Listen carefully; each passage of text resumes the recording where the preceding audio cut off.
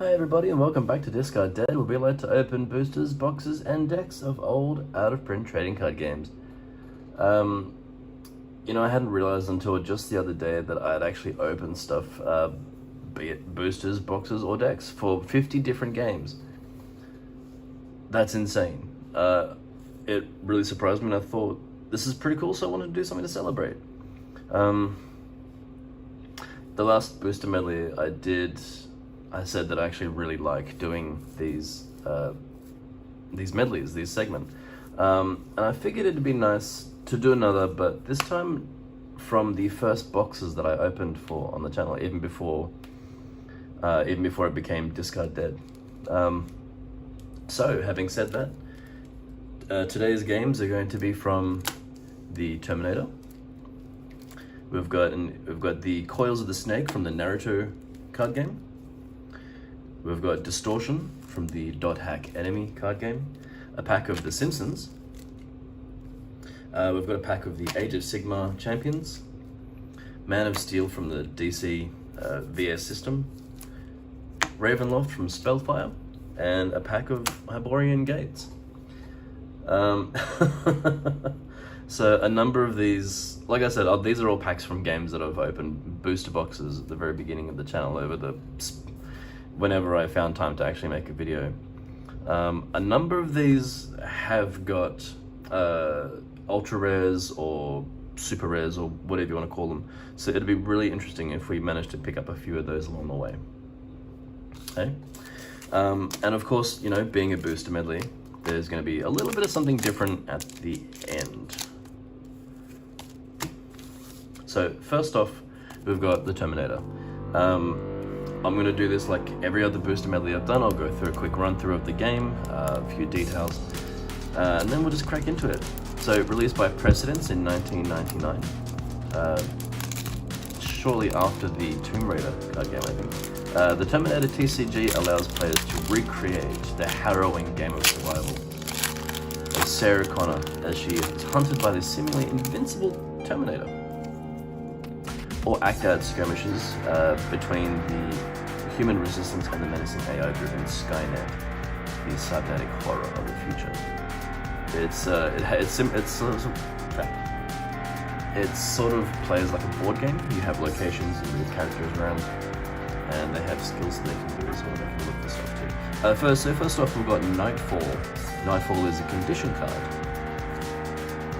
All exterior locations gain the Dark resource. If any player plays the condition Daybreak, the effect of Nightfall and Daybreak are both cancelled. That's cool. We've got Field Repairs. This is an event card. Mistaken Identity. Can the real Sarah Connor please stand up? Private Garston is a main character from the Resistance. We've got an M16A1 standard issue assault rifle. It's an item card. Late Breaking Story is an event. MD304 burn kit to heal environmental damage. We've got a phased plasma charge. It's a cool item. Does 14 damage. I think that might be a rare card. Items damage is not reduced by armor if owner has demolitions. Okay, cool. So skill specific or resource specific item card. That's cool. And trench warfare is a mission. Yeah, so the whole point of this is that you fight and take out characters, or you rescue characters to get victory points on mission points. That's pretty rad. Rightio. Moving on, we've got Naruto, Coils of the Snake. So from 2006 to 2013, Bandai's Naruto CCG sees players building teams of ninjas to undertake missions and rise through the ranks to prove themselves to be the best ninja team ever. There was a bit of an issue between the Japanese and English versions, actually, as the English sets were being released far later than the Japanese ones. Translators took it upon themselves to convert the newer Japanese sets, which is a bit problematic because there's actually different rule sets, slightly different rules between the English and Japanese versions, which is just weird. So Coils of the Snake was the second expansion, and it'd be pretty rad if I got a gold card in this one. So we've got Face Stealing Jutsu. We've got a foil ninja poem titled Ninja Opportunity. Cool.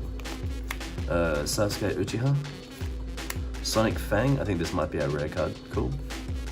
A tool called Ninja. We've got the Observer. Gato, this is a client card, so clients will give out missions and you can get victory points from them, or battle rewards. Midare is a ninja. String Control Jutsu, and Kin Tsuchi. Cool. Radio. So next up we've got a pack of the Dot Hack Enemy trading card game, the Distortion expansion. Released in 2003 by Decipher, ending in 2005. Only had 5 sets. Each player took 2 roles at once, controlling a player of party characters in the world, which is the MMORPG of the setting, as well as gathering forces of creatures and monsters to spawn and attack in opposition. Players must score 7 victory points against their opponent by attacking with monsters, which must be defended against by their player characters. So we've got Tree Man Spear. This is a weapon card. And each of these cards also have different elements as well. So this is a wood element card. We've got the water element Smiley Ray monster. We've got the wood element BRB event.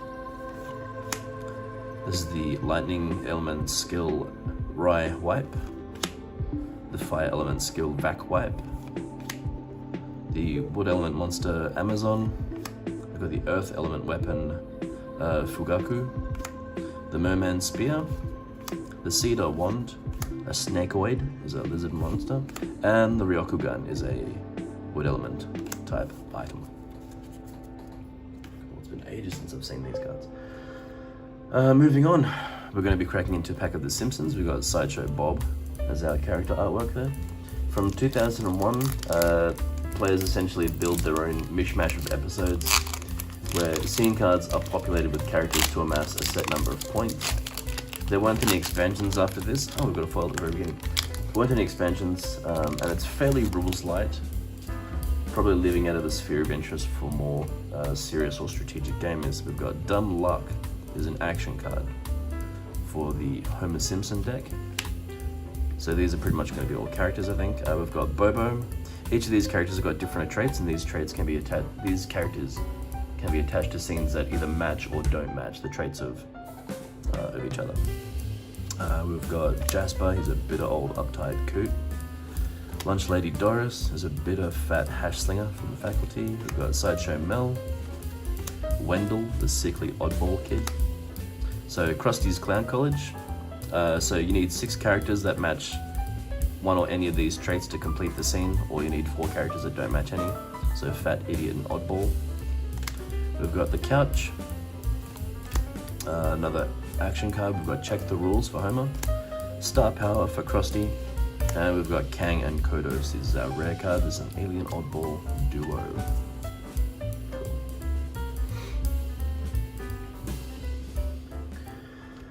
Oh dear. Let's move on. So we've got Warhammer Champions. In 2018, Games Workshop, in association with PlayFusion Limited, put forward this one-on-one card battle arena game set in the realms of Warhammer's Age of Sigmar. Command one of the great forces of the world, either order, chaos, destruction, or death, by blade, claw, or arcane power, and crush your foes into the dirt. I think last time I said it, I'm going to say it again. I love the back of these cards. Not so much the website or the Powered by Player Fusion, but just the feel of it and just the look of it. Just super glossy and nice. Rightio. So this game started with a physical version. They made a digital version and then just tossed the physical part away and just went straight solely on the digital. You can download it as an app, I think, on Android and Apple stuff. Whatever. We've got Blood Hunt as an ability. Paladin Decimator is a Stormcast unit. Freakish Crypt Horror. We've got Storm Shield. So each of these, the card borders themselves actually tell you what kind of card this is. So we've got Chaos, we've got Order, we've got Death, I'm pretty sure. Storm Shield, we've got Opportunity Strike. Oh, sorry, no, these basic grey ones are neutral, so you can shove them in any deck. We've got Gaze of Mork, this is a destruction card. Wow, cool. Summon Demon.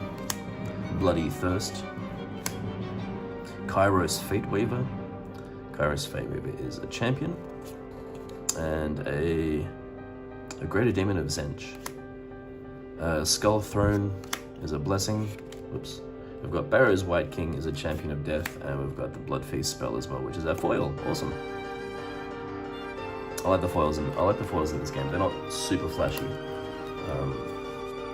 but they're just nice enough looking. And really nice. I feel like a really nice matte gloss on the front of the card too. All right. Coming up next, we've got a pack of the VS system, the DC Man of Steel from Upper Deck in 2004. I think the VS system was first started. All the expansions were pretty much Marvel or DC comic properties until the end of it, when they kind of branched out a little bit. They started getting into things like Hellboy, I think Alien and Predator as well. So we've got Seraphan here. We've got Super Strength. There's a plot twist. We've got Parasite. Superman Red from Team Superman. That's pretty lucky. Shaligo. The Suicide Slums is a location card. Blockbuster. We've got Beta Club is an equipment card. Girl 13 is our nice little foil from the pack. Kryptonite is a plot twist card. We've got Playtime, Big Barda, Gog, and Devillands. Yeah, so the VS system, I think, had a little bit of its ups and downs. They kind of went in a sort of LCG sort of format later on, where instead of having like booster packs, they just had character decks, or character or team decks, and they rebranded the game as the VS 2PCG, with like a bunch of standalone releases as well. So coming up, we've got Spellfire. This is the Ravenloft expansion, which was the second set. One of the earliest trading card games. One of the first that I actually played. Spellfire was a D&D card game released by TSR. It focused on the grand scale of conflict over regions across the D&D multiverse, similar to Blood Wars. I think not so much in mechanics, but the general overall point. As opposed to just having adventuring parties and kicking butt. It had a bit of a broken and somewhat confusing rule set. It spanned across 15 different sets, and I think, it's sort of like a niche kind of thing. Holds a special place in a lot of people's hearts, I think. 100 cards in the set, no foils. They didn't have any foils back then. With the classical monster horrors, Ravenloft was a classical monster horror setting, so vampires, werewolves, ghosts, mummies, etc. So we've got Hags of Tempest, we've got Mists, Augment Undead, and the cards are considerably thinner. Like the stock is not so much thinner than usual other card games these days, but it's noticeable. Tempest as a location, or a site, or a realm, I can't remember what it's called. We've got Never-Ending Nightmare, we've got Serene, Prayer, Binding Curse, and Insect Plague. We've got Headless Horseman, Castle Ravenloft, Barovia, and then we've got Power of the Land, High Master Illithid, and Ring of Reversion.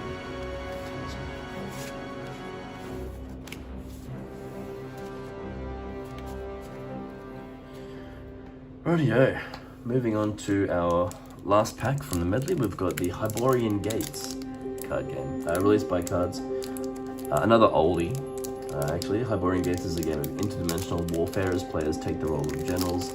You recruit soldiers from across the multiverse. The rulebook that comes with the two-player starter is often considered to be a convoluted mess.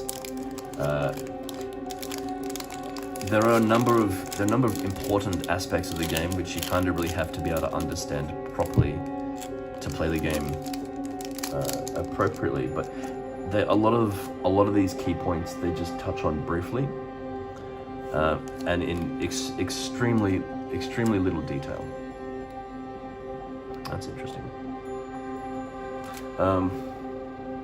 And yeah, and they go on and on about certain other aspects which are, meaningless.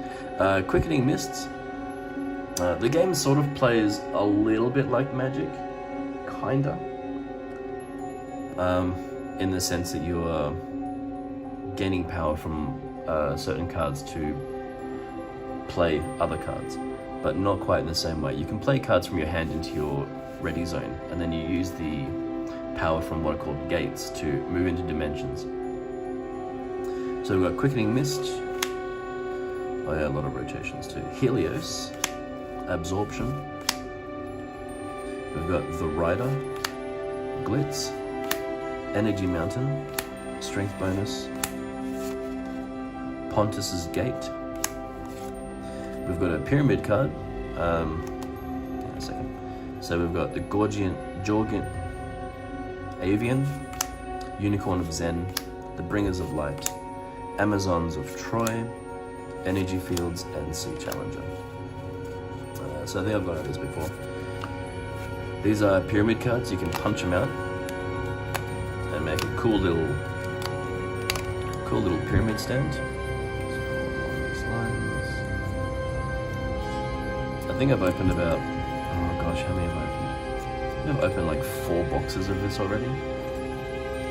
I haven't actually played the game. I understand the rules well enough to know how it's played and how certain card mechanics or certain card effects can really change the way the game is played. And so I've got a ton of these little pyramids, and my kids love putting them on their fingers or just throwing them around the place. Yeah. Well, that's it for the booster medley, but one more thing. Usually at the end of a medley I'll pull out some pack of trading cards here and there, but this time I have a pack of another card game. Not dead, but certainly not living, if you pardon my joke. So this is a game called Redemption. This is published in 1995 by Cactus Game Design and themed around the Bible. It pits heroes against evil characters to rescue lost souls, involving characters, places, objects, and ideas. Ideological concepts. Heroes are used to initiate what's called a rescue, which must then be denied by your opponent's evil characters, and cards may be played to either aid and assist them in their quest. An interesting thing about this game is that there are no resources required to play cards. Their abilities have restrictions to offset the game's balance. Also, decks may contain both heroes and evil cards, but only heroes may rescue souls. The different cards available in the, different cards available are denoted by a card's icon are lost souls, characters, enhancements, which boost characters' dominance, which are sort of like power cards, and evil characters. And then there's things like sites, fortresses, artifacts, covenants, which are kind of like a combination of enhancements, and curses as well, and cities. There's also brigades, so different types of colors on the cards. We'll show you kind of what kind of brigade they're from. So I had the impression for a very long time that this was actually a dead card game, and then I found out that it wasn't. So let's get back into it. We've got Hope. This is the card back, by the way. Redemption. Hope. We've got Discord. The Truthfulness of Nathan. Chariots of the Sun. Taskmaster.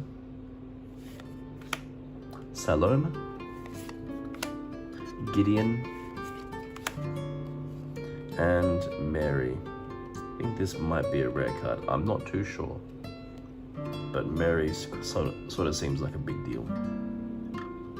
Each of these cards have got so the color of the brigade they belong to. I'm assuming power and toughness. And then there's things like, each of these cards also have a Bible quote, which is nice, I guess. Like I said, I thought this was dead, and then I found out that it wasn't. I thought to myself, when I first heard this, I thought to myself, a Bible card game? Surely it will crash. And to my surprise, it hasn't. To this day, I think, second only to Magic the Gathering, it is the longest running collectible or trading card game, even older than Pokemon or Yu-Gi-Oh! There are only 1 or 2 sets released each year, and the card pools are only expanded by a small amount or so, but tournaments have been successfully filled almost every year, I think, up until a couple of years ago maybe, with champions being named each time. In my opinion, that's pretty impressive. Despite never having played the game myself, and honestly with no real desire to, I can't help but have incredible respect for its survival. Honestly.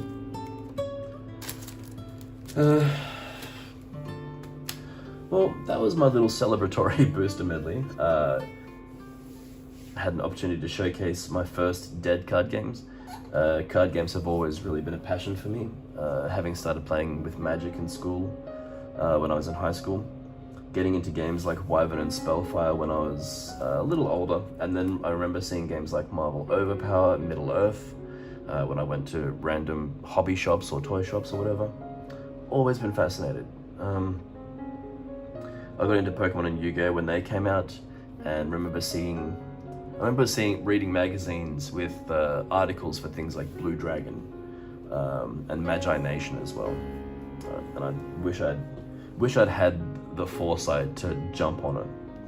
Even not necessarily just to play them, but just to. I would just wish I had the foresight to start collecting things a lot earlier. Yeah, I've really enjoyed doing this. Like I said, I've opened boosters and boxes and decks for 50 different card games. And I hope I can provide more and more of them for you, for your viewing pleasure, and just so I can crack packs. I love it. Things are getting a bit scarcer these days. I find things are starting to get more expensive as well. COVID has certainly had a big impact on that. When people started becoming isolated from the rest of the world, they picked up hobbies that they didn't realize that they wanted or even thought they would even start. But what can you do? I hope to see you guys again soon in my next video. I have no idea what I'm going to be doing next, but I guess we'll figure it out when we get there. Have a great day, guys. Bye.